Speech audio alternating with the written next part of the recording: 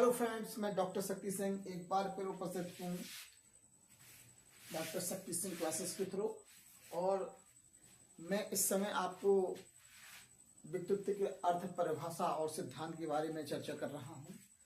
तो व्यक्तित्व के एक सिद्धांत है, बहुत महत्वपूर्ण सिद्धांत है व्यक्तित्व का, मांग सिद्धांत है ना, नीड थ्योरी, इसे नीड थ्योरी भी कहते हैं। ये नीड थ्योरी किसने बताई? तो नीड थ्योरी अक्सर पूछा जाता है। तो आवश्यक मांग सिद्धांत, इसी को हम आवश्यकता सिद्धांत भी कहते हैं, आवश्यकता सिद्धांत भी कहते हैं। ये व्यक्तित्व का आवश्यकता सिद्धांत, या आपको कहीं पे भी नीड थ्योरी की चर्चा हो तो नीड थ्योरी अधिकतर अब्राहम मास्लो हो, और उसमें ऑप्शन तो अब्राहम मास्लो को टिक करिए।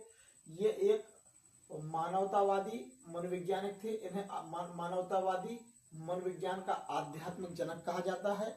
ये मानवता से संबंधित है। और व्यक्तित्व का मांग सिद्धांत दो लोगों ने प्रस्तुत किया था, अब्राहम मास्लो ने और मुर्रे ने भी प्रस्तुत किया था। लेकिन ये अब्राहम मास्लो बहुत मशहूर है, क्योंकि ये मानवतावादी मनोविज्ञान के जनक कहे जाते हैं, आध्यात्मिक जनक कहे जाते हैं।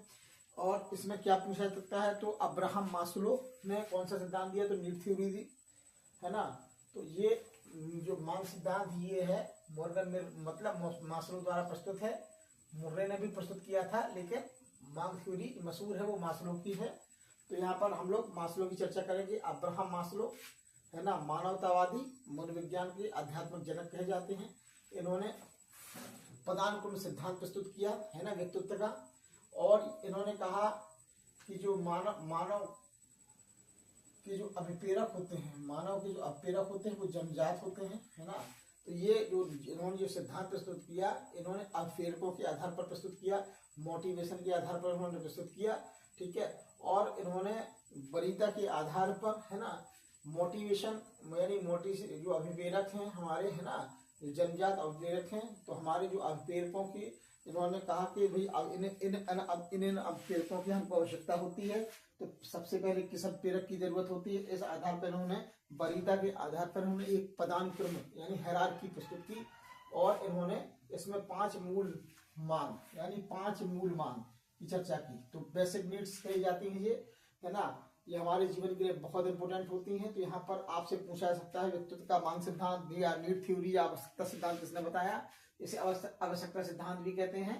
तो ये है ना मानवतावादी मनोविज्ञान के जनक कहे जाते हैं, अब्राहम मास्लो ने थे। इन्होंने है ना हायरार्की प्रस्तुत की। तो अभिप्रेरकों के आधार पर इन्होंने पर्सनालिटी के विषय में बताया कि जो भी है ना, तो इन्होंने अभिप्रेरकों की हायरार्की प्रस्तुत की।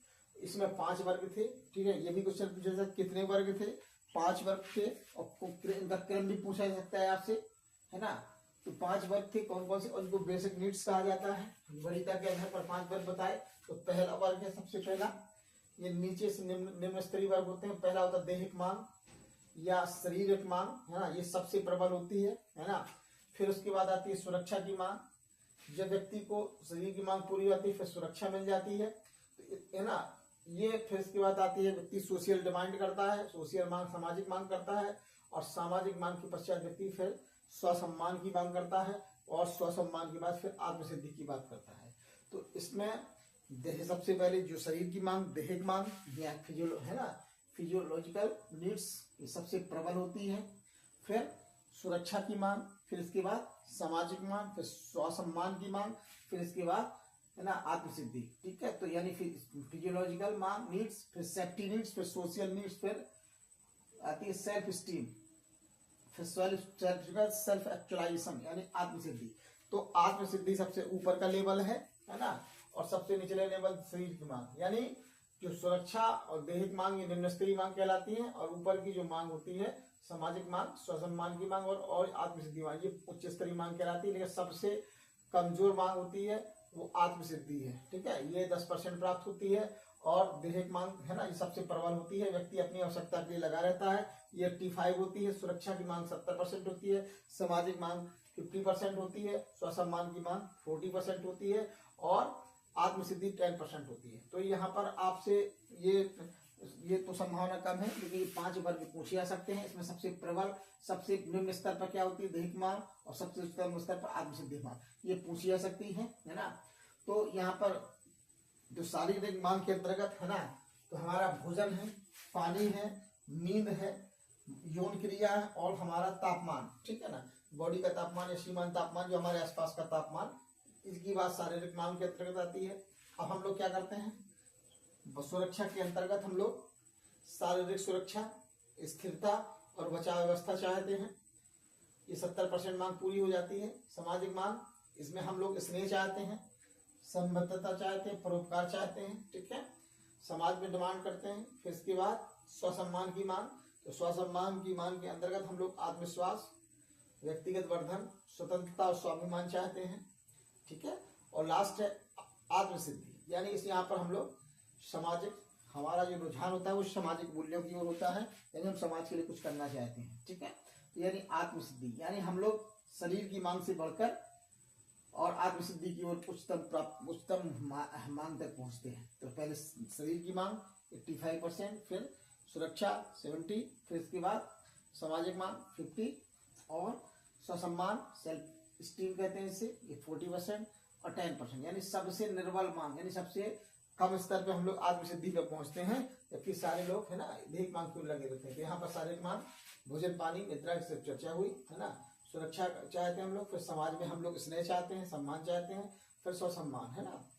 तो इस तरीके से ये 5 स्टेप बताए नीड थ्योरी। इसी आधार पर उन्होंने बताया कि हमारे जो अभिप्रेरक होते हैं, अभिप्रेरक मतलब जो हमारे जन्मजात अभिप्रेरक होते हैं, इनकी हायरार्की है, ये सब अभिप्रेरक है, मोटिवेटर है ना। इनके द्वारा हमारी हायरार्की को की नीड्स है, ये व्यक्तित्व का डेवलपमेंट, हमें यहाँ तक उच्च स्तर तक पहुंचना है, दैहिक मांग से स्टार्ट करके हम आत्मसिद्धि तक पहुंचना है। आत्मसिद्धि पर हमारी पर्सनालिटी का पूर्ण डेवलपमेंट होता है। तो इसके लिए हम पहुंचने के लिए हम लोग क्या करते हैं, अप्रेरकों का यूज करते हैं, यानी हमारे मोटिवेटर होते हैं ये, है ना, जो हमें मोटिवेट करते हैं। तो हमारी पहले नीड, सबसे पहली नीड्स शरीर की मांग, फिर सुरक्षा, फिर सामाजिक मांग, फिर स्वसम्मान, है ना। तो हम पहले शरीर की जरूरत है, फिर इसके बाद हमें सुरक्षा की जरूरत है, सुरक्षा के बाद हम लोग समाज में अपना स्थान बनाना चाहते हैं, फिर इसके बाद समाज में हम सम्मान पाना चाहते हैं, सम्मान का फिर हम समाज के लिए कुछ करना चाहते हैं। इस तरीके से ये मांग थ्योरी प्रस्तुत की, है ना। अब मांग थ्योरी का एक सिद्धांत मुर्रे ने भी प्रस्तुत किया था, है ना।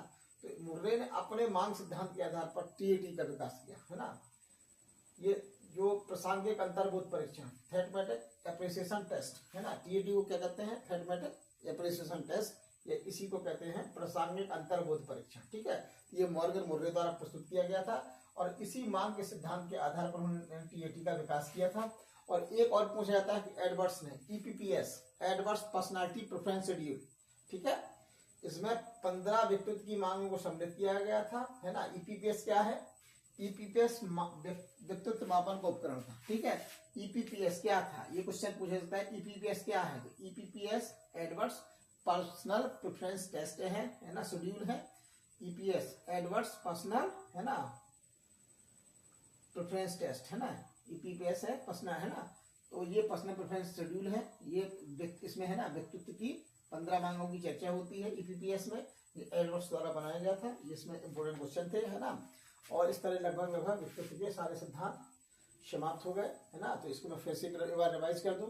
अगर कहीं पर भी व्यक्तित्व का सिद्धांत आता है, अगर अब्राहम मास्लो है तो सबसे पहले अब्राहम मास्लो को आप टिक करिए।